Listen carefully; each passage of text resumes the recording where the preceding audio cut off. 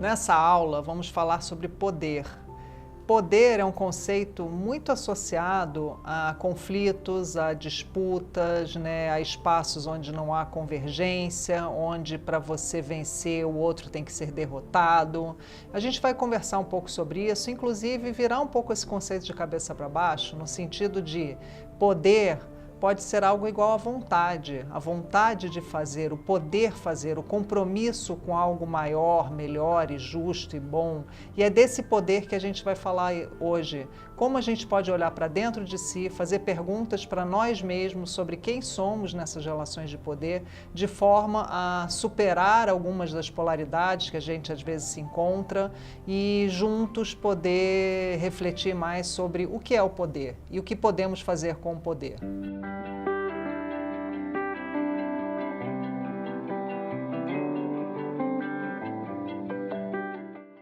O que é o poder?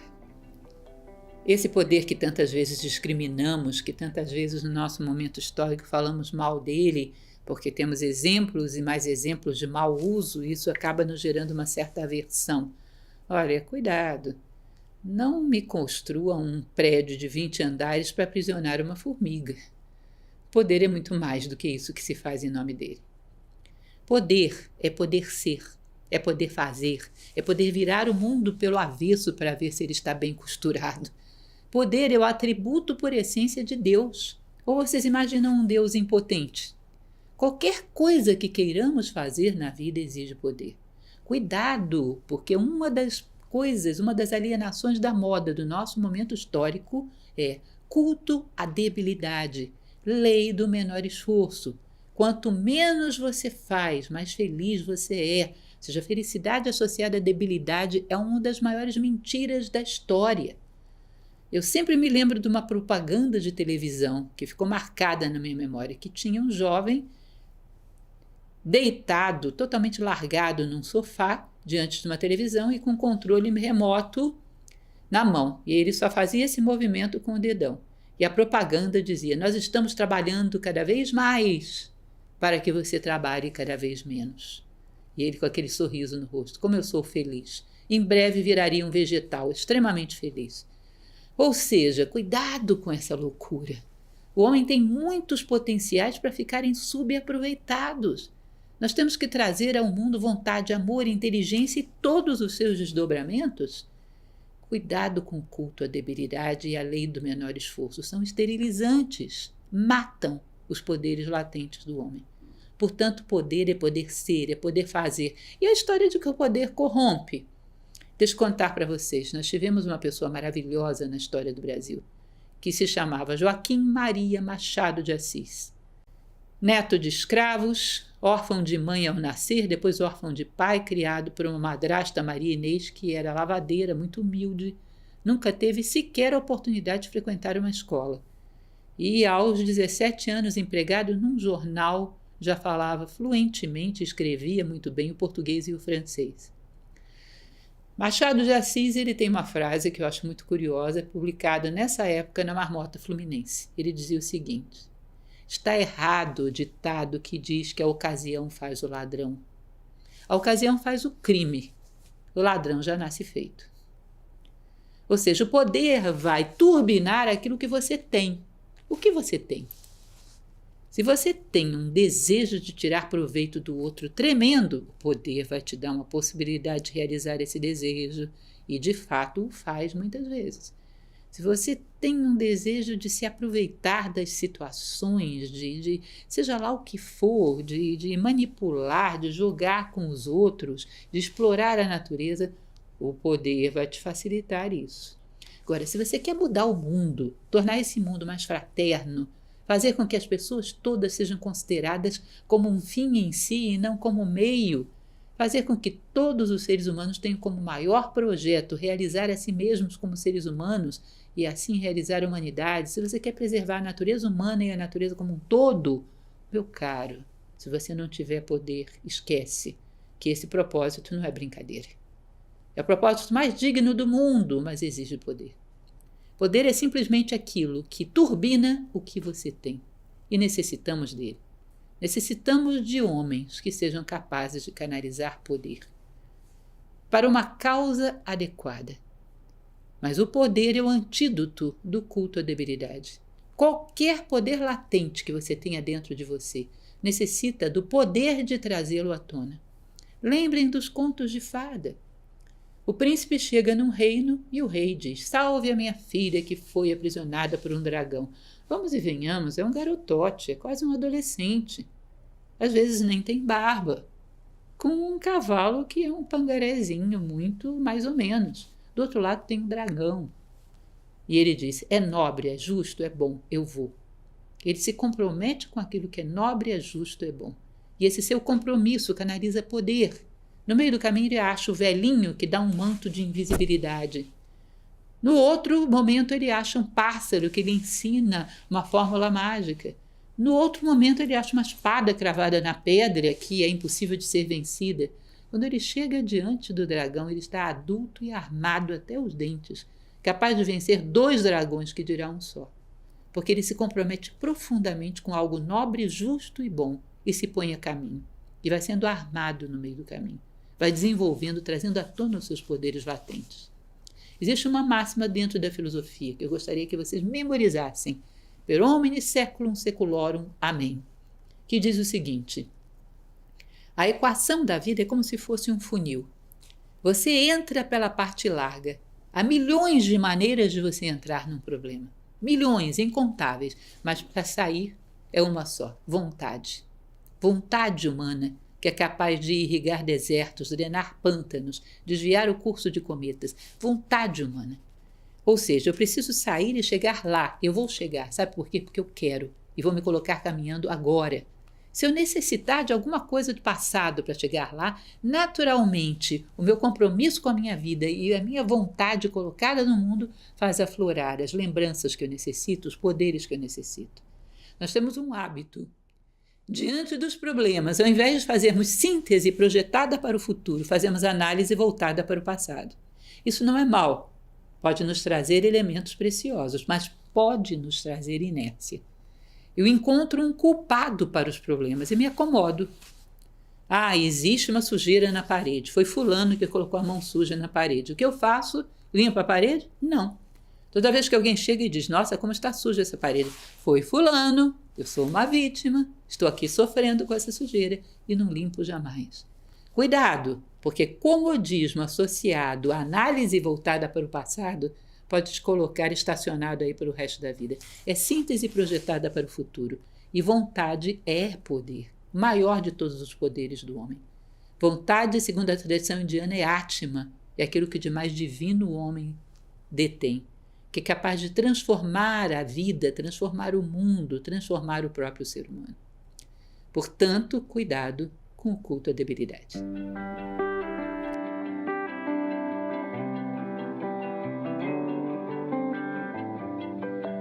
Uma reflexão que é muito pertinente. A boa liderança tem que lidar com poder. Como seria essa forma de lidar com poder? Primeira coisa que eu gostaria de esclarecer em relação a isso: tem coisas que são o beabá na filosofia. E é incrível, porque no nosso mundo atual a gente ignora o beabá. Um elemento fundamental é você saber distinguir poder de autoridade. O poder, da maneira como definimos, ele é muito mais associado ao conceito clássico de autoridade do que de poder propriamente dito. Porque dentro da sociedade alguém pode te delegar um poder. Eu te dou tal cargo, você é chefe. Mas ele não pode te delegar autoridade. A autoridade você conquista, a autoridade você tem por mérito. Ou seja, eu tenho autoridade suficiente para comandar esse grupo, mas às vezes não vou ter o poder. Às vezes quem concede o poder não quer saber de autoridade, quer saber de proteger alguém, porque tem alguma ligação poderosa, porque tem alguma coisa, seja lá o que for. Nem sempre o nosso mundo é justo, isso é óbvio, mas a autoridade é uma conquista, ninguém tira de você. Primeira coisa que temos de nos preocupar é sermos dignos de, ou seja, conquistar a autoridade. Immanuel Kant tem uma frase no seu Fundamentação da Metafísica dos Costumes que ele diz o seguinte: não se preocupe em ter a felicidade, mas em ser digno dela. Confúcio, curiosamente, vai falar alguma coisa muito parecida nos seus Analetos em relação ao poder. Ser digno do poder e não se sentir injustiçado por não tê-lo. Porque ter ou não ter esse poder concedido pelos homens depende de circunstâncias que não estão ao nosso alcance muitas vezes. Mas ser digno de. Como eu sou injustiçado, me tiraram um cargo. Me tiraram aquilo que não era meu. Mas me tirar a autoridade e a capacidade de exercer perfeitamente esse cargo, ninguém tira.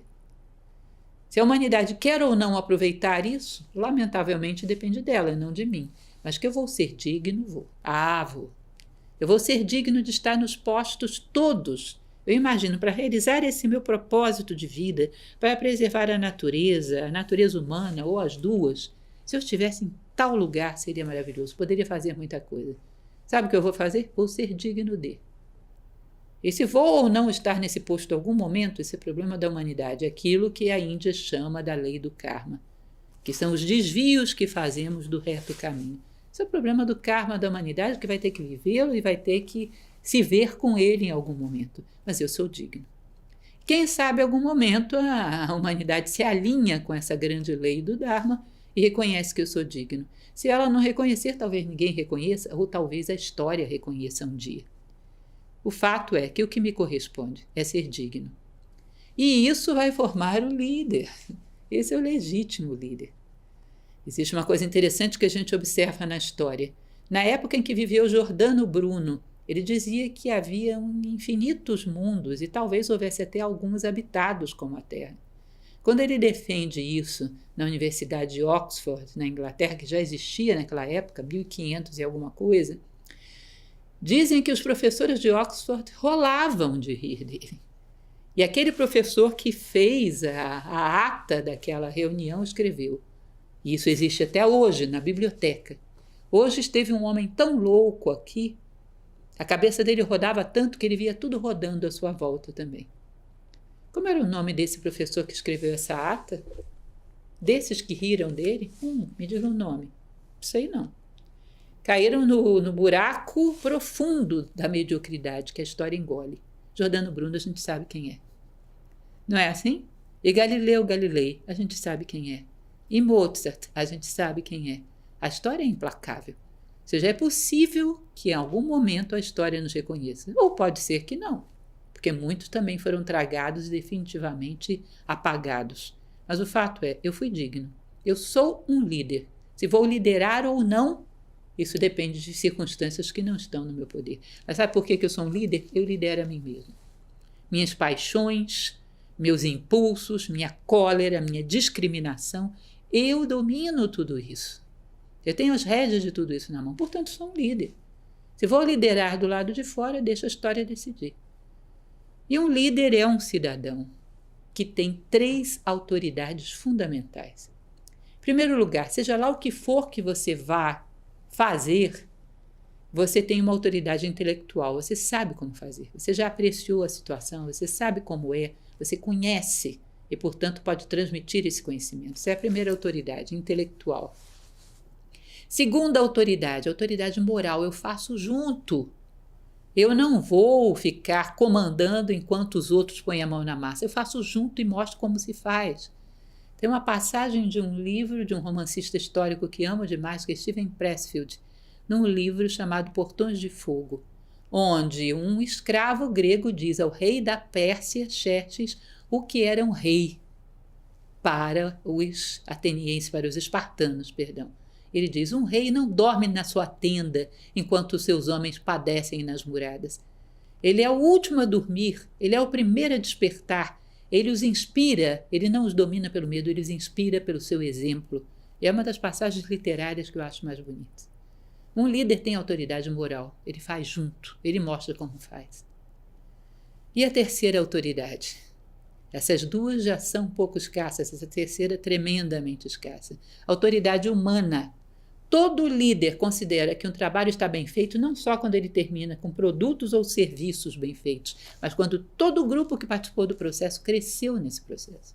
Os seres humanos saíram maiores do que entraram. Sem esquecer jamais que o grande produto da nossa presença no mundo é construir seres humanos dignos e tudo mais será dado por acréscimo.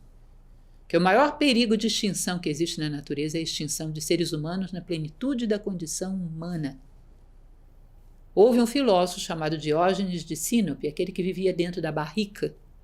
Ele costumava ir para a praça pública, para a ágora ateniense, ao meio-dia com uma lamparina acesa. Chegava perto do rosto de várias pessoas e perguntavam: o que você está procurando, Diógenes?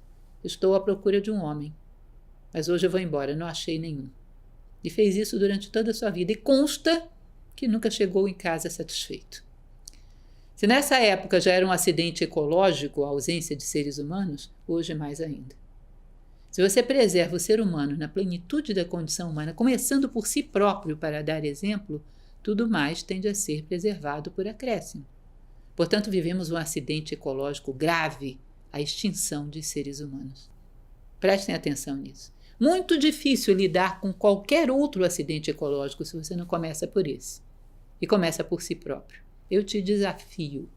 Eu vou buscar uma arara azul ou um mico-leão dourado e você me traz um ser humano na plenitude da condição humana.